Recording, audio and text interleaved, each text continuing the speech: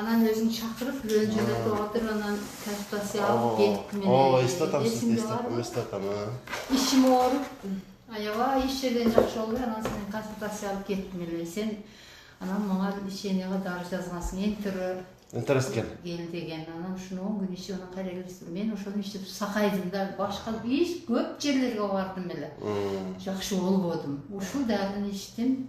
Кудайга 1000 марта шүгүр, жакшы болуп кетти.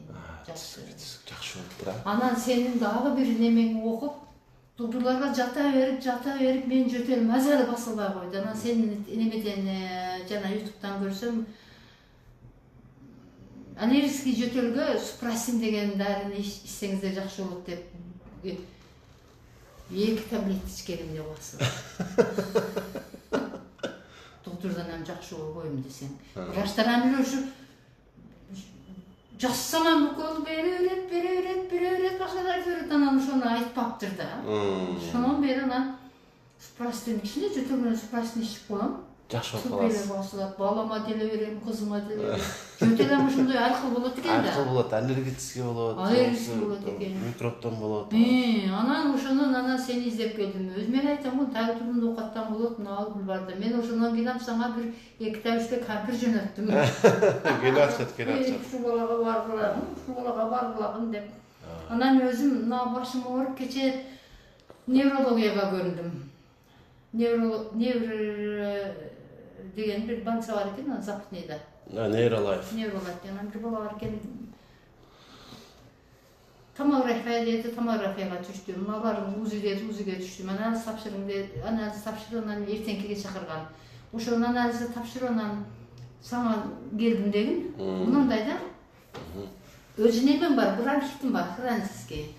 Анан ошондо деп айткам мен сага, өпкөмөн, илгертен жөтөлө берем, анан былтыр өзүм барып немеге түшсөм, томографияга.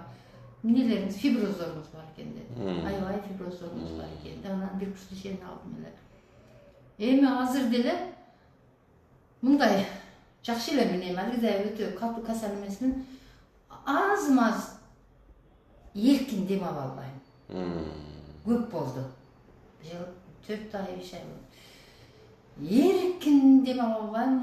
Бара саал көбөйөт, буулат аз-маз. Мындай буулат, өпкөмөнбү, бронхитменби, же жүрөгүмөнбү билбейм. Анан сыртты дагы аз-маз сыртта берип коет. Ооруп коет. Аркалар, өпкөмүн тушуна, көкүрөктөрү ооруп коет. Ошентип бир аз кыйналганымда больницадан мени сакайтпадыңар десем, мага буулганым кетпей атат. Көп эмес. Az-maz болот да, анан ошол жүрөгкө таасир этип атат, жүрөгүм секинираак, давлением өлчөтсөм эле жүрөгүңүз аябай слабый болот экен дешет. Неме алдым эле бир 2 жолу, Эофилин. Жардам берет. Анан ошондо аз-маз жакшы болдум эле. Өзүмчө эле ала берейин деп, анан жок токто максуда өзүмчө ала бербе, анан врачка барып консультация алып, анан эжем аны алым десең аны алайын. Бөдөл өлүп калбайын, эми 76-га чыгып кетип атам, баары эми бир күн болсо эми жашаган керек дегенде балам. Ушул Эфилинди ичип турсаңыз болот. Ичип турсам болот. Сүрүү ичпеш керек. Любой дарыны, мисалы үчүн постоянно иччи дарылар деле бар. Бирок анча-мынча. Неме ичем? Лариста аш ичем, давленияга. Өмүр бою ичесиз деди, өмүр бою ичип атам. Түнү кардиомагнит ичем. Эртеңинен неме тапшырдым, анализим чыкканда келбеппин да сага деп атам. Караганда WhatsApp'tan жөнөтүп бересиз анализди. Каным капкара болуп кетти. Менче каным коюп кетти. Жок, мындай. Бардыгы ушинтип ойлой берет. Венадан алынган кан, вена тамыр деп коет да, өзү ушундай кочкул болот. Эгерде мисалы кан артериядан чыкканда андай болбойт эле. Венанын каны өзү ушундай, анан ошону карап туруп каным коюу экен дей беришет. Ошентип баары эле кан ошондой болот. Сиз меники эле ошондой экен деп ойлобоң. Ал углекислий менен болгон кан ошондой болот өзү. Кочкул болот. Ал норма. Анализ тапшырдым, кардиомагнит ичем, давлениема Лариста ашты. Күнүгө ичем. Өлчөтүп туруп аспанчамчы давлениени? Давлениямы күнүгө эле өлчөтөм, бирок көтөрүлүп атат да 160-150ге чыгып калат. Неме кылам? Аминотипин иче калам. Телевизорун алып неме сала калам. 120га түшүп калат, анан дагы эле көтөрүлүп кетет. Астына каптап берелби? Ağırlıklı nasıl? Bana görünce oldu. Anan şu azmaz. Barışta açtı kancak tamir için. 50 yıllık aldığın bir yıllık verilişi. Var mı? Almıştış gerek oldu da Almıştış gerek mi? Almıştış gerek. Diyeta dele kodaspı. Çocuk sarılma şoşonlar cevizdi. Ceveyim bu diyetana yem var bir üyle bu katı ceveyim. Öyle bir tamak olur. No kadim bir ya. Davlenin kadar bettiler. Öte mayonezleri ceveysa. Koyduğun çılgın. Çocuğa koyacak ceveyim. Yani da darın küçücük bir ettir.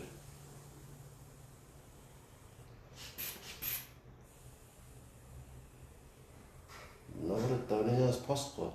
Pasport etti. Tamam şeylek men tünde boyunca. Azırak söylemeyin ana neneniz pınarınızı tapşır deyip kalağı deyip içtik içmeyleyeceğim. Buna mı görsen sen buna öpümünü görüp koysun ben sana buyur yolu. Verin göreyim. İşeyenir, ulan ele bilet, başka bin biletlerdir. Öpümünü buna referat şüpheli Ya yemesin verim ha, kağızı verin. Öneki bir yıl bunu elekte kalalım. Ben sana catsam ile ne mi gücünü düşüyordu? Ürengenge. Ürengende uşan da çıkart. Kan tamirlarımız maymunun tosulup başlattır. Şöyle gelmişler, küçülmese. Daha var bir kağız. Düşünmeyin, abi yengenim. Bunu ben düşünmem, turistini aytayım. Bunu çok emeler düşünet. Neyrohirurg, şunday varaşlar qaraydı. Emeyoken, öpkön Nevrolog. Tak, o öpkönümüzdük ekan. Öpkönümüzdük ekan. Men bunu düşünsem gana bilmeyim da. Bunu neyrohirurglar çıkmaz. Ama yanında düşkömün desen. Ha, o demeni düşünsem olur. Şu bir de eğlenime çıkart. Öpkönümüz yakşılı. Yakşılı, normali. Anam, Normal şunday olur özü. şunday olur. Normal şunday olur. Anam buna ondan neme çıktı? Fibrozunuz var ekan dedi. Düşündüm. Bu neni bildiret? Misal için keberlerde seneki osteohondrozun var eken deyiverişet ko.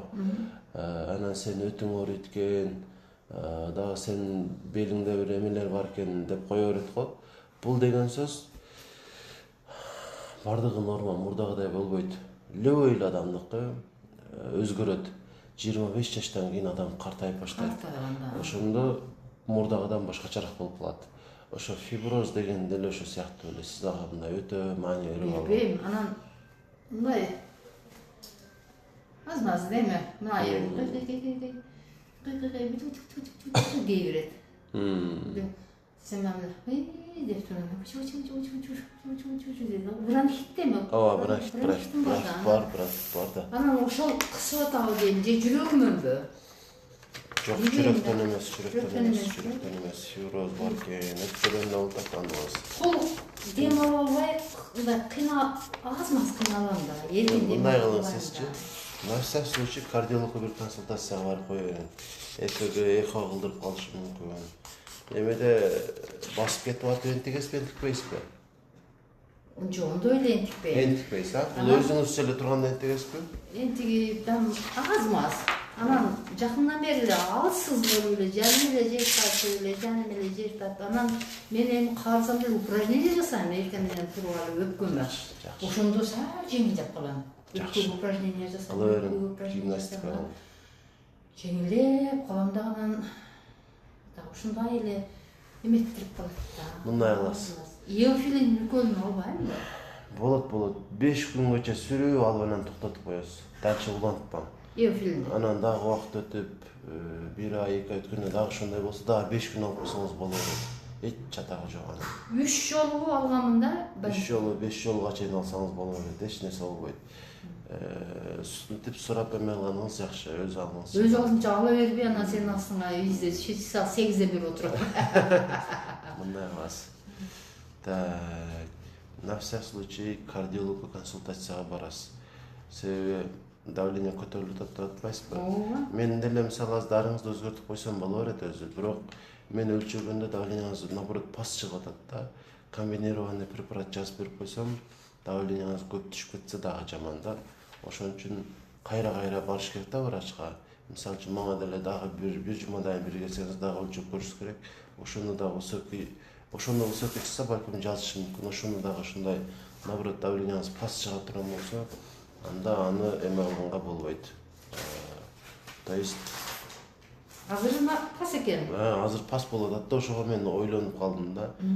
160 чыгып атат деп атасыз. Мынандай деле өлчөдүңүздөр беле? 150 бул калат даре эле Лариса иче калам, кардиомал неме иче калам, амнодипин иче калам коп кеткен мен да. 120, 110го түшүп калат. Мындай. Ларистаны давление көтөрүлгөн маалда ичпейсиз. Аны постоянно бир маал ичесиз. Күндө эле. Эрте менен. Ушу эрте менен ичем, ошондой. 150 болуп кетсе, каптаприл ичем. Түшүрүш үчүн. Же тилдин астына коюм, же ичсеңиз деле болот.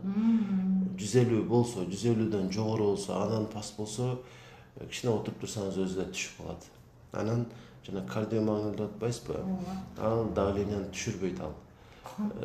Канды мындай коюу дегендей кылып атпайсызбы? Ошондой болтурбай турат, суюлтпайт даже. Коюланыштын алдын алып турат. Аны иче бериң. Анан азыр эмеңизди көрдүм, атеросклероз бар экен. Кан тамырлар тосулуп баштаптыр. Ошого бир дары жазып берем. Өпкөнгүбү? Жок. Бул любой эле кан тамыр ичинен май менен толуп баштайт да. Ошол болуп баштаптыр. Ошонун күчөшүнүн алдын алыш керек да, себеби бул акыры түбү жүрөк ооруга алып барышы мүмкүн, инсультка алып барып коюшу мүмкүн да. Ошого мындай дары бар. Аторис эле жазып турайынчы. Аторис деген дары бар. Ушуну ичип турасыз. 20 миллиграммдыгын жазып тура берели. 20 миллиграмм. Эрте менен, Эрте менен деп жазып кой булам. Эсиме чыгып калат, кампирмин да. Эрте менен сизден жашы деле унтат. Тамактан кийин ичесиз. Муну дагы сүрүү ичип тура бериң. Неме кардиомагнилди деле, муну деле? Муну 3 ай деп жазып койдум, негизи анан деле улайсыз. Просто убактылуу деп жазып койдум да, 3 айга алып туруң. Кардиомагнилди дагы ошондой кыласыз. Улантып иче бересиз. Анан жана энтиккениңиз сиздики жүрөктөн эмес, өпкөдөн болуп атат. Себеби жүрөктөн болгондо баягы кыймыл менен коштолуш керек эле да, адышкаңыз. А сиз жөн эле отурганыңызда адышка болуп атпайсызбы? Мен күманым көбүрөөк өпкөгө байланыштуу, жана фиброз деп атасыз, башка деп атасыз. Бронхит кайра кыйнайт да. Жөтөл болбойт абакыр азыр. Азыр жөтөл жок. Себеби өткөндө 1-15 күн болду.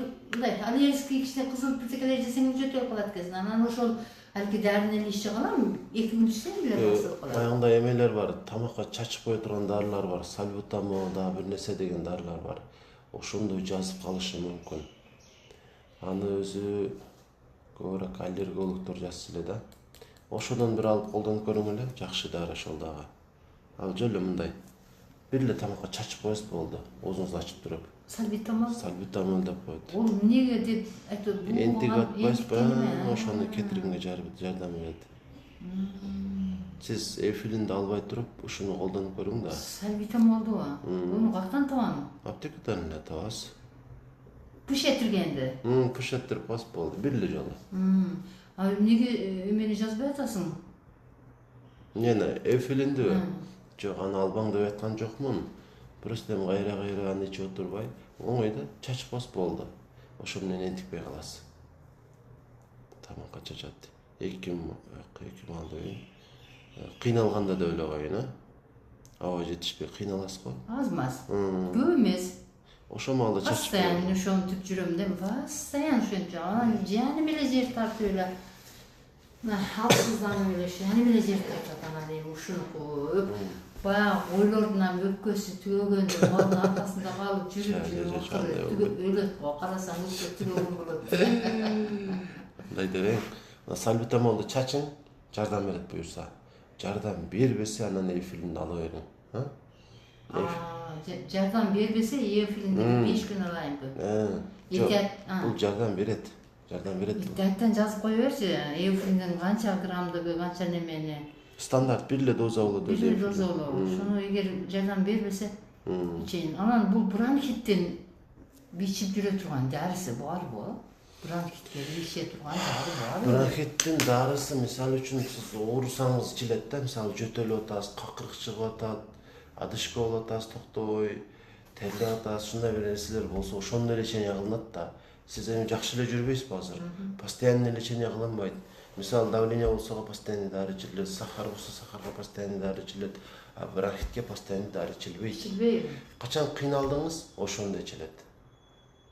Мен ушундай дамыккандан жаман кыйналдым да, мындай көп эмес. Алгидайы слишком көп эмес. Мындай эркин дем ала албайм да. Түшүндүм. Эркин дем ала албайм. Жүрөгүмө күч келип атат, ушуданамчы. Я күч келбейт жүрөккө. Ана сизде анемия дагы бар беле? Адашпасам. Анемия деген эле? Аз кандуулук. Жок. Ошол лабораторияңарга анализ тапшырдым да сен жазып бер. Анан ошол өтө тур эмес жазып коюп, анан кайра тапшырып, анан кайра сага келбедимби? Тур эмес чыкты. Гемоглобин канча чыкты? Жакшы эле чыккан. Норма эле. Азыр эсимде жок. Кагаздарын билбейм. Значит, анда анемия жок экен. Анемия чыкпайт, анан сен мага бир неме дары жазып бергенсиң, ушуну таап ичиң деп. Мальтофер деп. Мальтофер деп. Ошону издеп жүрүп 2,5 миңге таптым. Анан ону тапканга чейин дагы анализ тапшыра койдум. Анан городской больницага тапшырсам норма деп чыгып калды. Ошол дәрим ошо боюнча турат, ошо боюнча. Ошону бирөөгө беребиз керек экен. Эме да? Анан этияттан деп сактап койдум. Адышка болосуз го. Адышка ошол анемиядан дагы болот да өзү. Аз кан болот. Ошол дагы ушул адышканы кылат. Ошого сураганым, адышка болуп тандап атасыз го. Балким ошодондор. Значит, каныңыз жакшы эле экен эле. Каным жакшы эле. Макул. Алыңыз кетип аткан болсо эми ага чындыгында мындай өзгөчө деле дары жок, дарманды байытып коюп турган. Баары бир эми каршылыктыр. Өзүнчө ошондой айналып, каршылык. Ушундай тыянак чыгарсаңыз деле болуп калат. Каршылыктыр. Эт жейсизби? Жейм. Тамакты раса күчтүү жешилем, алдуу күчтүү, кайраттуу элем. Анан ушул мынабул аз-маз ушул буулган үчүн жаным жер тартып, эркин дем ала албай, көп жатып. Анан аппетитим мурдагыдай эмес. Качан жаттыңыз акыркы жолу? Акыркы жолу городской больницага жаттым, канча 8 ай болуп калды. 8-9 ай болуп калды. 1 жыл болду элек. Балким дагы бир жатышыңыз керек да.